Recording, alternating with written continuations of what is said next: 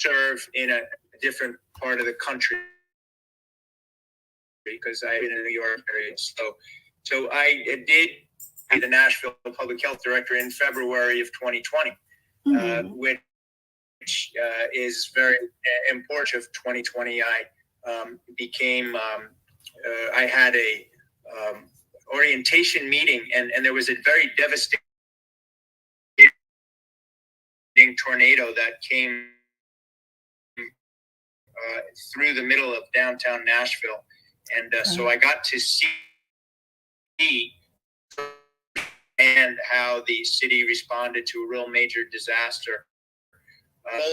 Me fully being the center of health. So on the very first day, literally, that I took authority as the Nashville Public Health Director, I was having to consider closing the city down. So right as the vaccines were starting to roll out, and I stepped down. But during that time, President James Hildreth, the president of Meharry Medical College, and I worked with our mayor to try to help Nashville get through COVID. And he and I worked not only closely, but we saw how each other worked.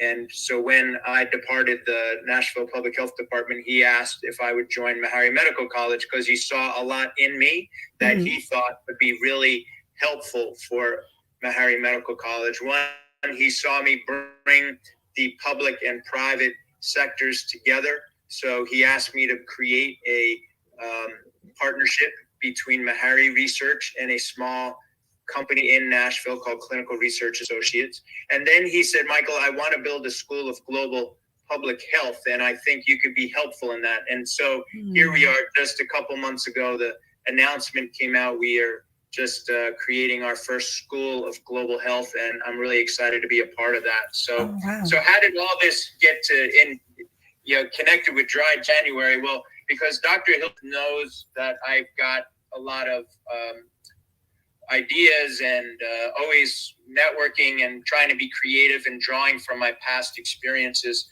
I saw that there was this new program or phenomenon over the last few years called Dry January. And when I looked more carefully, I saw it was also a registered trademark globally out of England from a charity called Alcohol Change UK. So I am not one to be shy. So I called up the CEO there and said that Meharry Medical College is interested in trying to become a part of a leader in the United States. So that was about 2 years ago. Dr. Hildreth here at Meharry Medical College, Dr. Richard Piper, the CEO of Alcohol Change UK, they signed a contractual agreement providing that Meharry Medical College here in Nashville, Tennessee, Music City, the home of the bachelorette party capital of the world. We are now also of Dry January USA. So people, when they hear about Dry January, they've heard about it, but the more that they learn, the more they recognize that there's a lot of different levels to it. There's a great increase in the technological development of these adult non-alcoholic beverages. And now we can say we're joining with everyone who has been on the journey of Dry January over these last few years. And pleased to let you know that Dr. Hildreth and Dr. Piper co-authored a op-ed in our local Tennessean newspaper, Tennessean.com. And so we are kind of more formally announced that we are the official home for Dry January. If you go on Wikipedia for Dry January, you'll see Meharry Medical College is there. So we are so excited because we know that alcohol is an under-recognized, underappreciated part of the addiction spectrum. There's so much attention paid to fentanyl and opioids as rightly as there should. But given the harm that alcohol causes in our country, we want to shine more of a light on it. And that is what Meharry has been doing for almost 150 years, going to places where there is not a bright light, providing that light and serving the underserved. Now, I would love for you to give me some brief information about Meharry, because it was something that I did not know that was a HBCU located in Tennessee. So, what is the history with Meharry and how it's still thriving in Tennessee and how it's connected to the community?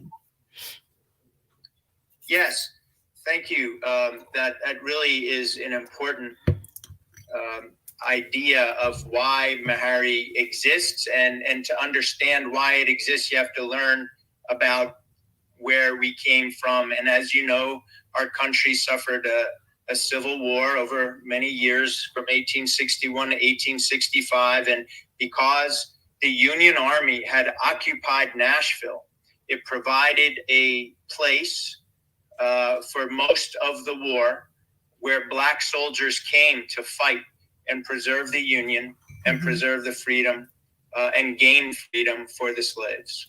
After the Civil War, Abraham Lincoln made a promise to all the veterans through creating the Veterans Administration. And he said that all those who served our country would take care of you and be grateful for your service.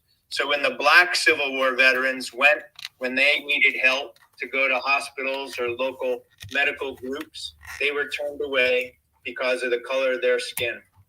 So in part, there was recognition by some both Union and Confederate former doctors who realized that the veterans, the Black veterans of the Civil War, were not getting enough care. So there was an effort to create a school so that the newly freed Black slaves, now freedmen, can learn to become doctors so that they could care for their other African Americans. And that is just one of the reasons why in 1876 Meharry Medical College was created. And to this day, we have gone through all this near 150 years, always serving the country. All of the students during World War I and World War II, the president of Meharry Medical College at that time required that all the students sign up and volunteer to go in to fight for our country during those wars. So we have a tradition at Meharry Medical College of being on the side of America. But now also we continue in that tradition, not only here in America, but through our new School of Global Health, to expand all that we do outside our country to help bring a light to others around the world. That's awesome.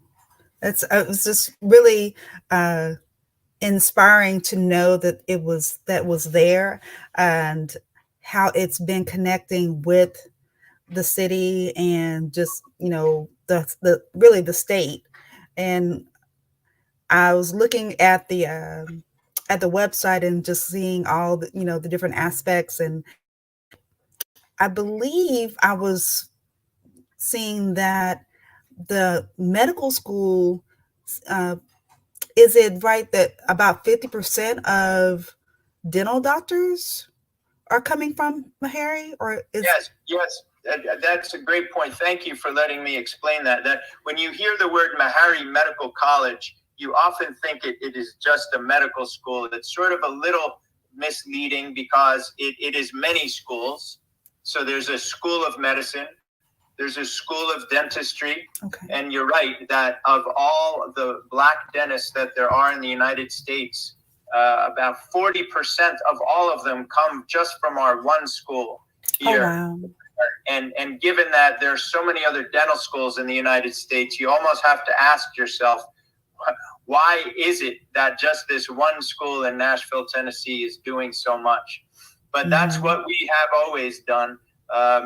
Produced a lot with very few resources, and we want more people to know about us. And this was one opportunity to use the leadership of Dry January USA in the United States to, especially in Music City, where we are, as Nashville is called Music City, We understand that the music professionals in the music industry suffer some of the highest rates of addiction and alcoholism. So we who are here to take care of Nashville, but also the country, recognize that in order to keep Music City healthy, we need to keep our musicians and those who make music healthy.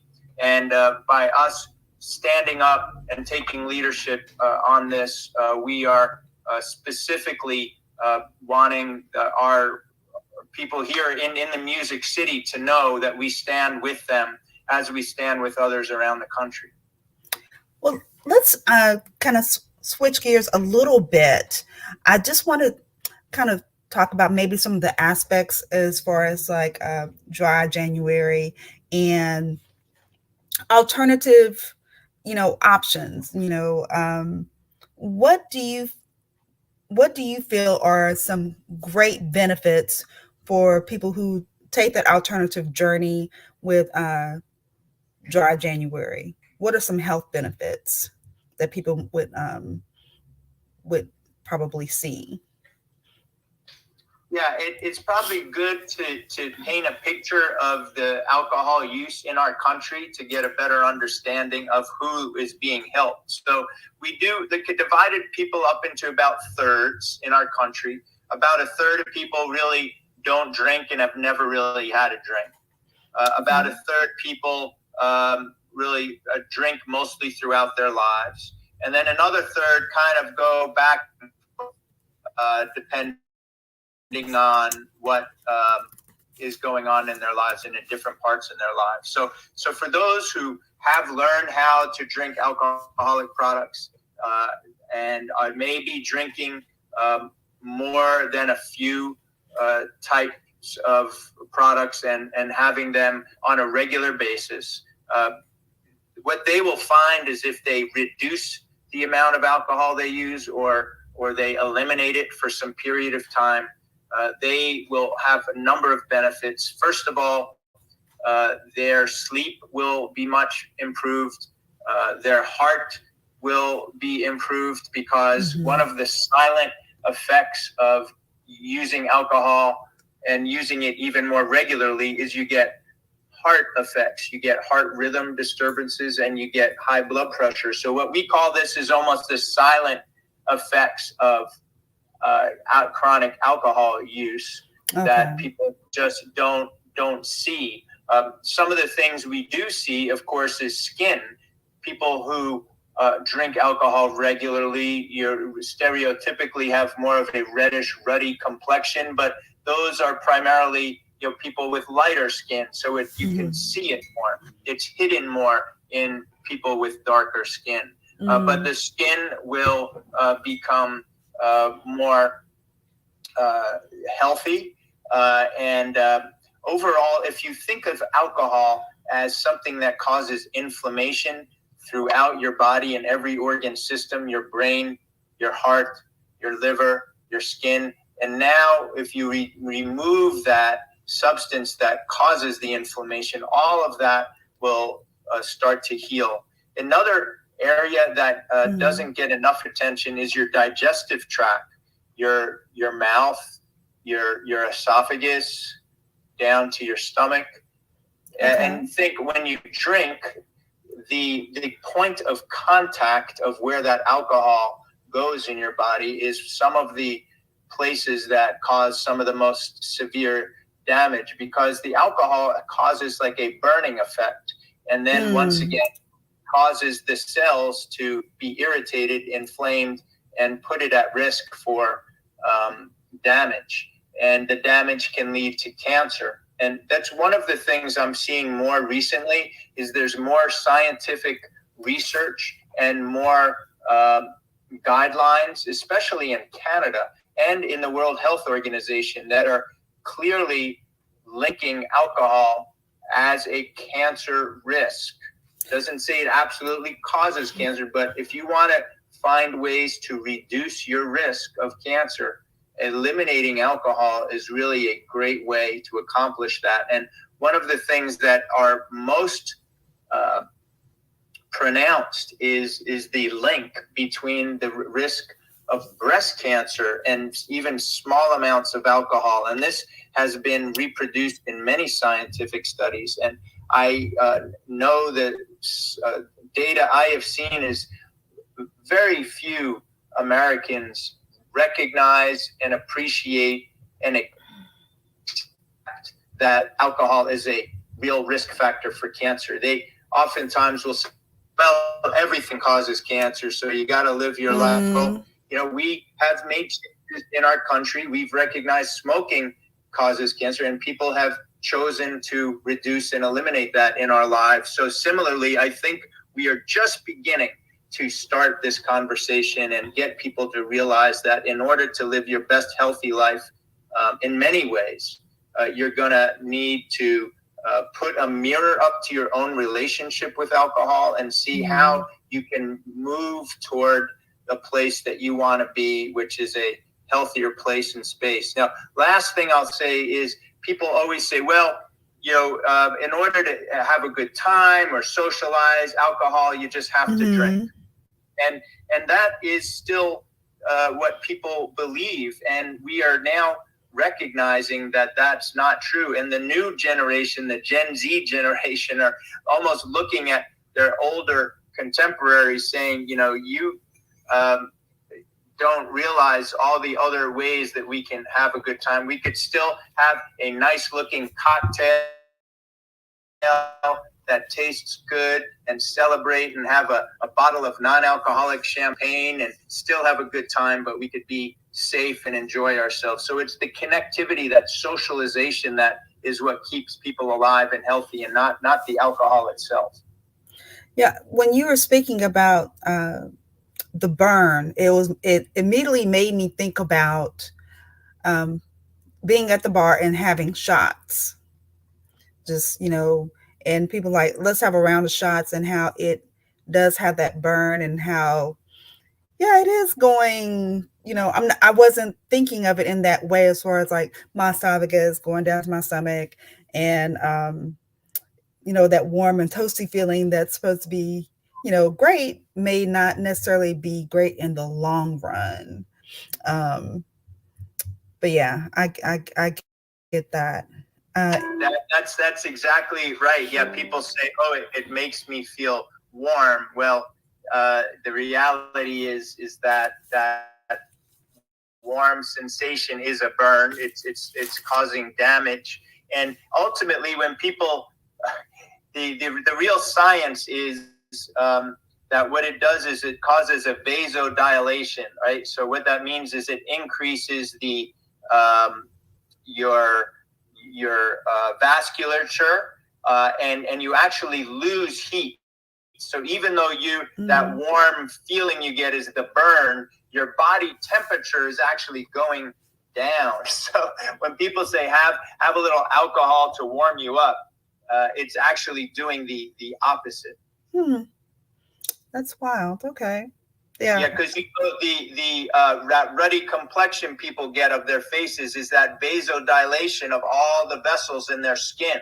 So what that does is when you dilate your vessels, you bring more blood and more heat from that blood to the surface of the skin, and it dissipates. So people actually lose heat when they have alcohol. So it's just one of those stereotypical wives' tales that we all have talked about, but it is because of people having that feeling of the burn that they feel that that's the warmth that they get initially.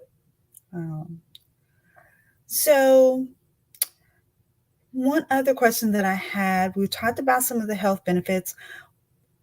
We didn't talk about, as far as our mental state, how that connects with abstaining or lessening our alcohol intake.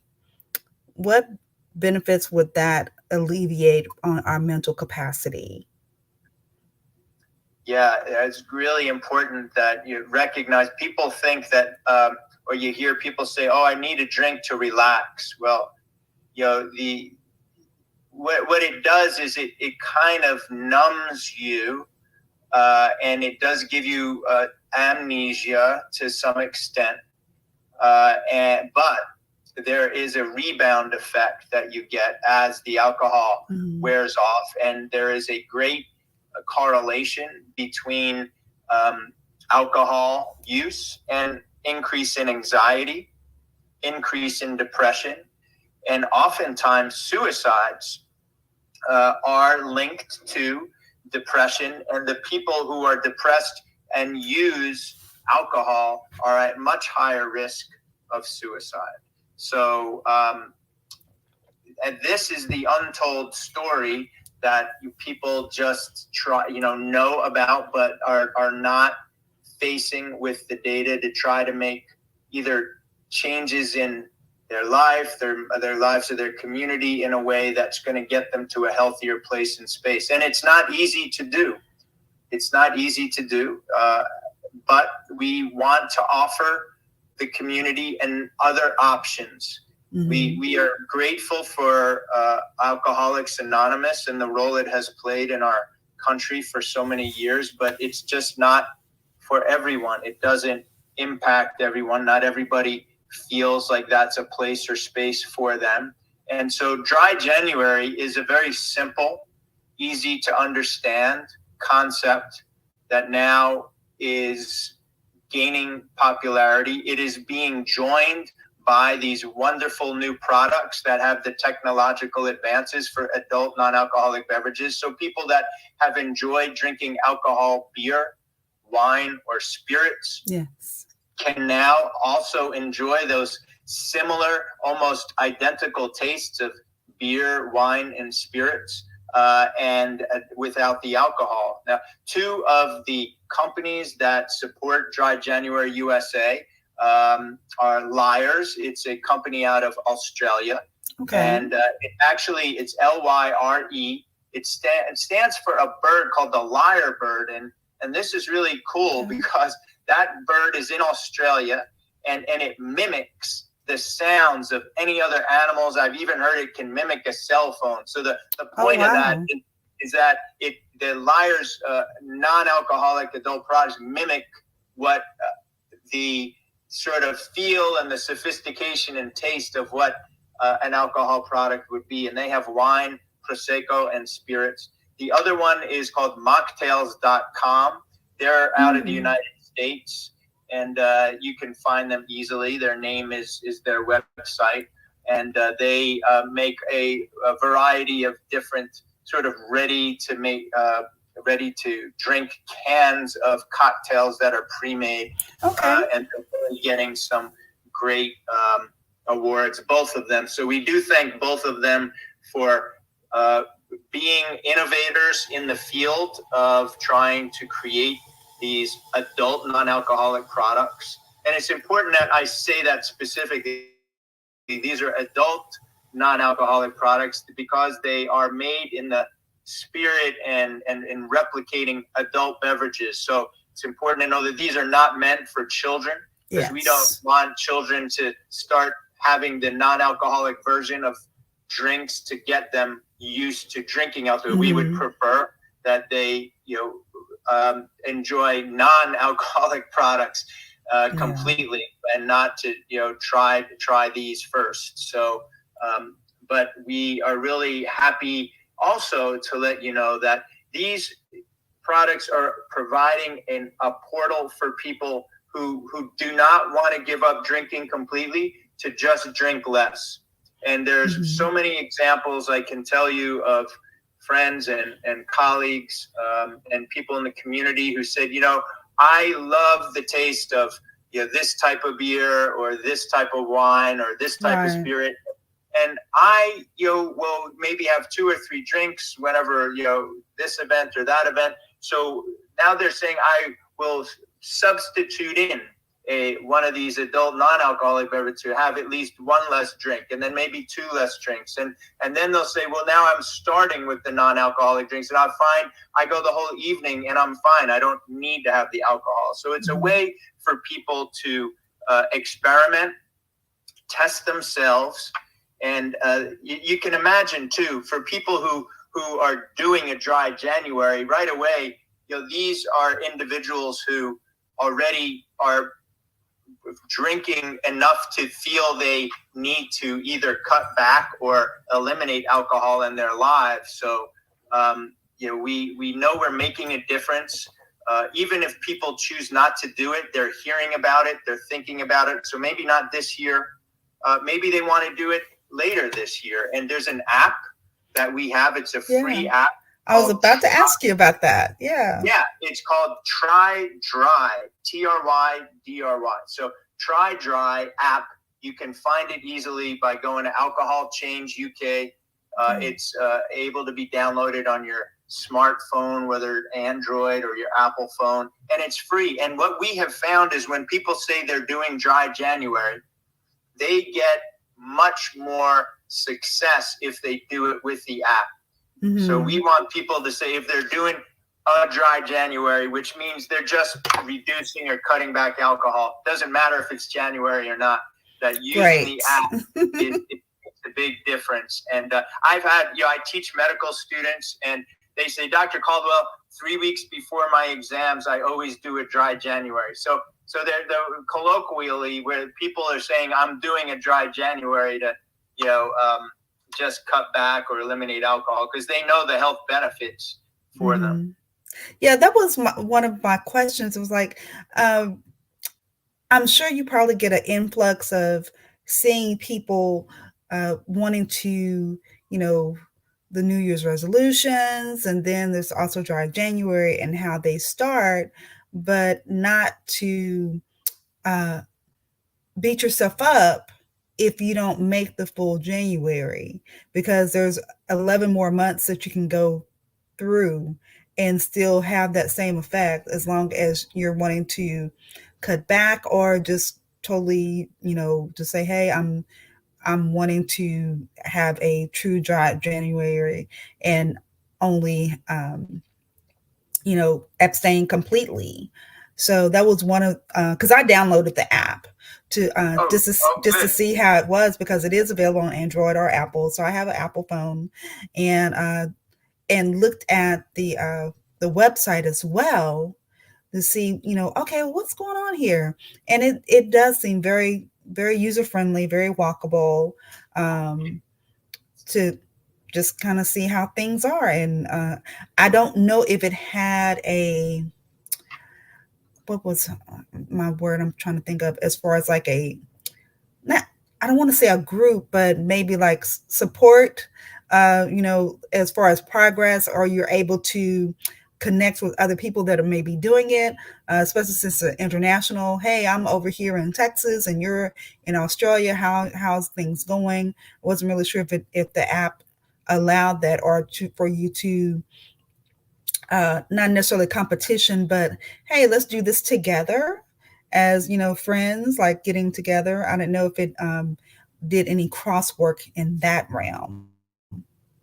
No, that's a really great point, and it gives me the opportunity to say we here at Dry January USA at Meharry Medical College need more resources, more support, so we can take this app, which really comes out of the the global home of Dry January in England, in the United Kingdom, and we'd like to make it a little more of an American experience. So, we do have a sole licensing agreement, but that license comes with a fee. So we do have to pay the fee. So people who want to support us, support Meharry, can help us, continue to be a leader of Dry January USA. But then we just want to use that to build a better experience for people going through Dry January, and to be more visible throughout the year, as well as to eventually, and this is really one of our main goals, is to build an alcohol center for alcohol research, education, and treatment at Meharry Medical College. There is not something like that at any historically Black school.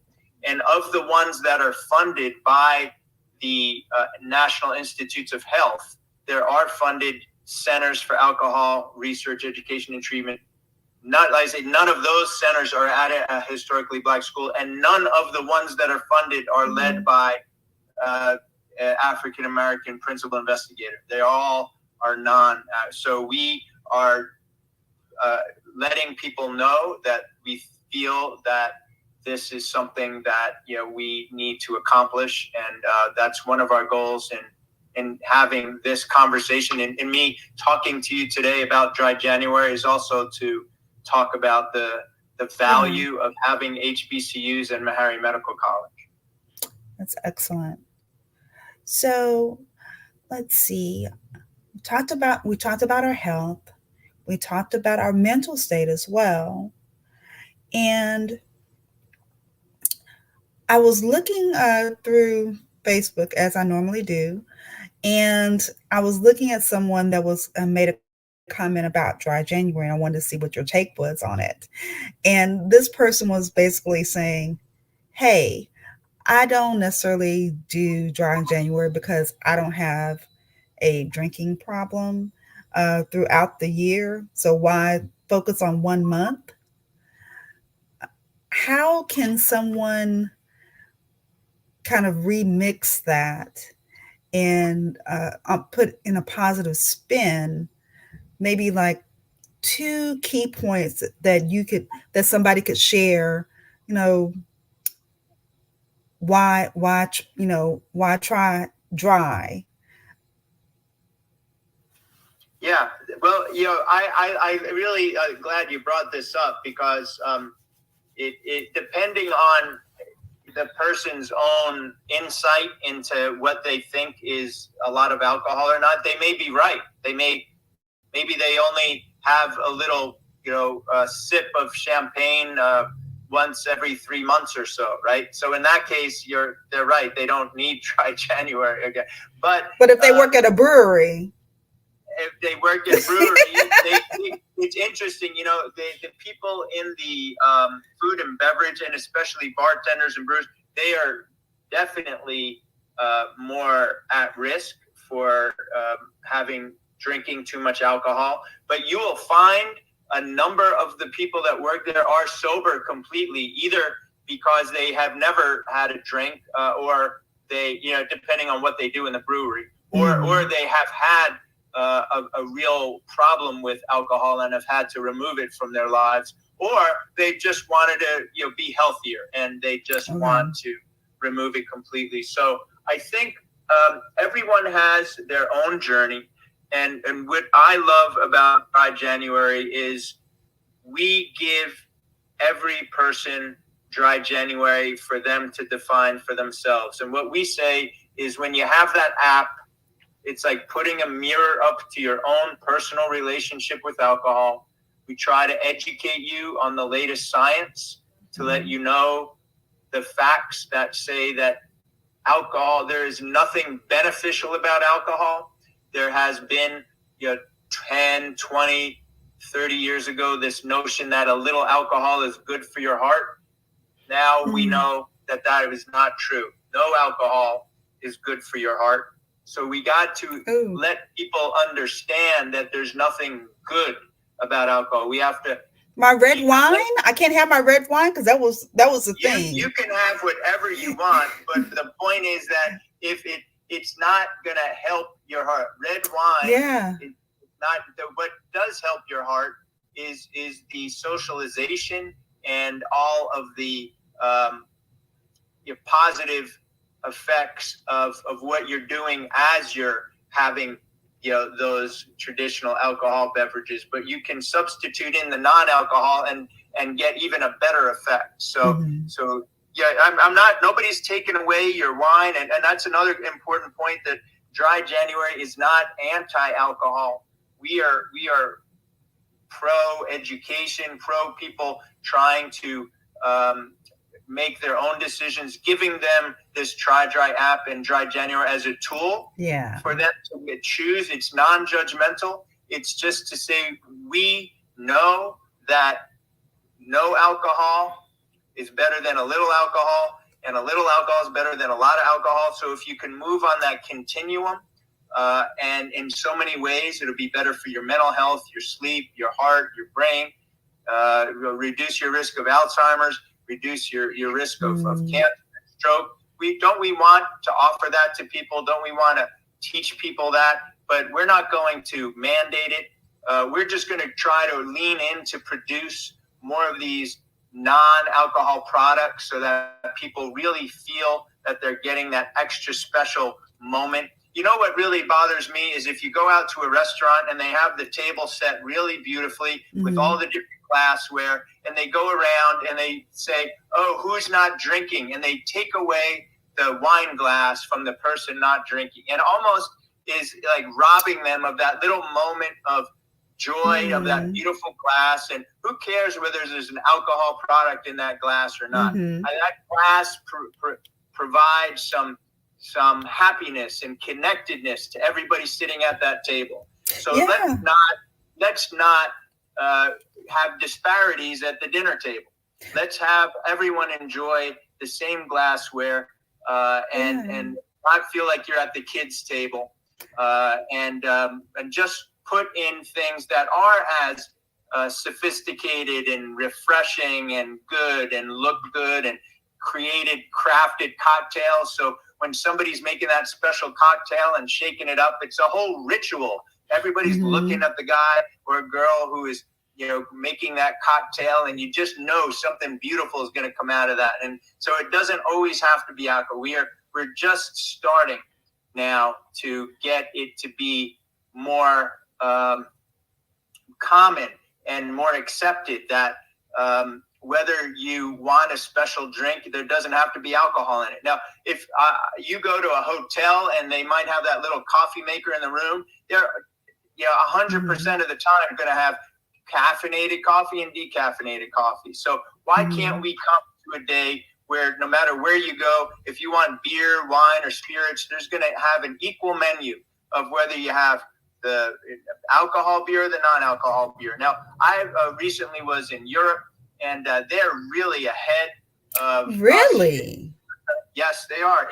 In the menus they offer and the products they offer for all the varieties of beers and wines and spirits. So you will see more readily a menu. Now, in Nashville here, and probably where you are in Texas and across the country, I think a lot of restaurants are starting to understand that they also can have an economic benefit as well for some having these non-alcoholic prices, especially in dry January, because so many people are looking for alternatives. They want to try something different. It gives them an opportunity to be adventurous and creative. So it's a journey. It's exciting. It's fun to see what else there is so they can enjoy that doesn't have alcohol in it. And I think before people were kind of doing like maybe the offset of dry January, like, okay, well, I'm also getting my health kick on. So I'm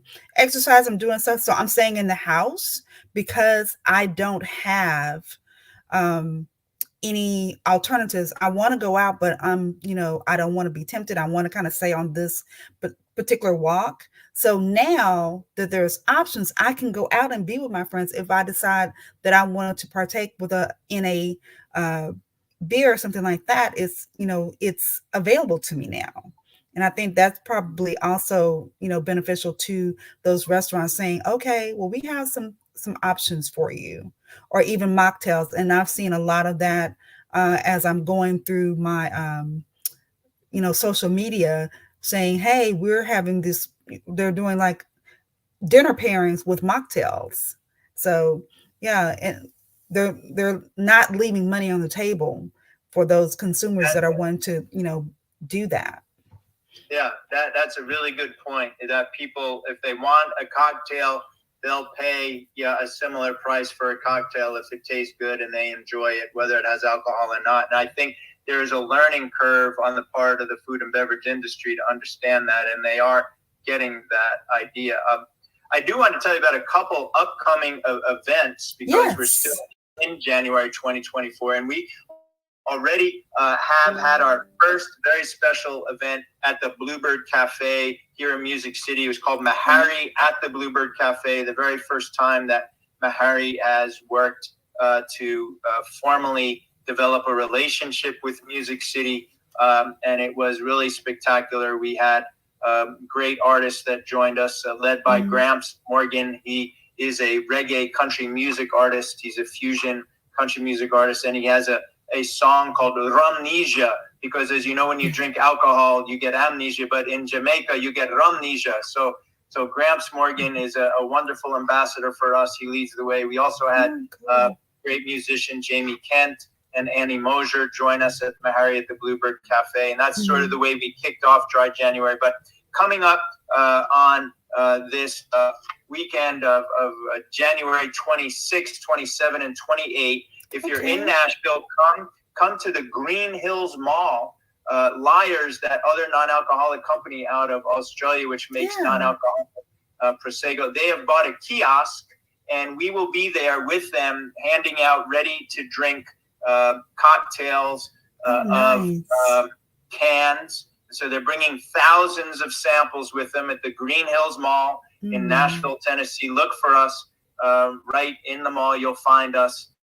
And if you can't be there for that this Friday, Saturday, Sunday, January 26, 27, 28, we are celebrating again at our favorite Neapolitan, authentic Neapolitan Italian restaurant called Il Forno. Il Forno offers pretty authentic Neapolitan pizza and pasta.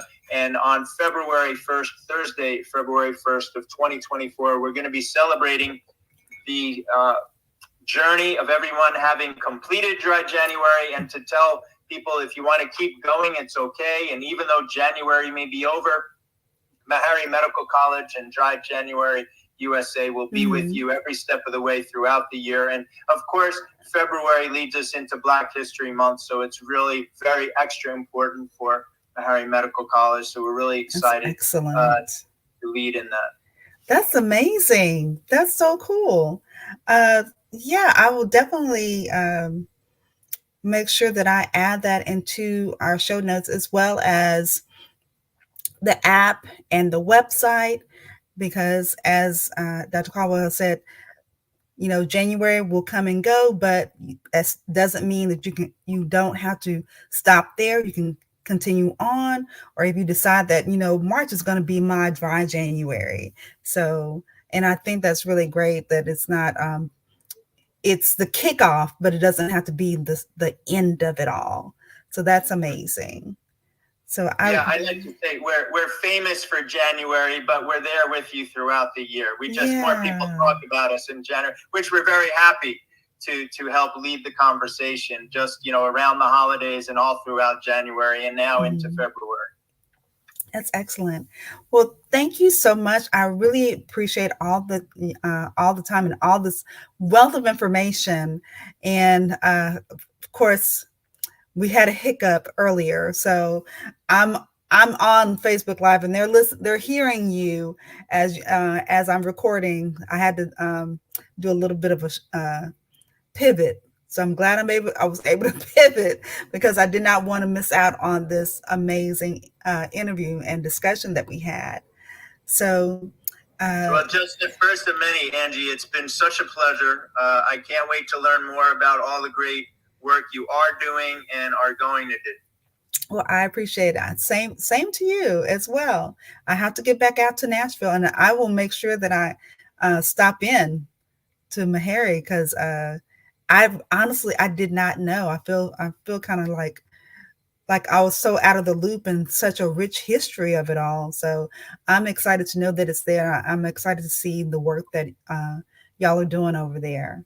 So well, we can't wait, and we will give you a wonderful tour, and we look forward to seeing you here and or being wherever you are. So please invite us out, so we can continue to let more people know about not only Dry January USA, but all the great history and future of Meharry Medical College. Because I think, you know, we're needed now more than we have been ever, and we have a good 150 years more of service to do. Yeah. Well, thank you so much. Again, this is Angie, the Undeniable Vixen, moderator for Being Black in Craft. We have lots of things coming up your way, and just hang in with us. We're going to be here every Monday at 7 o'clock Central on Facebook Live, as well as YouTube.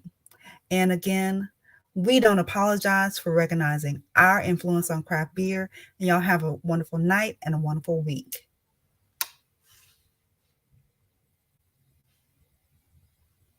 All right.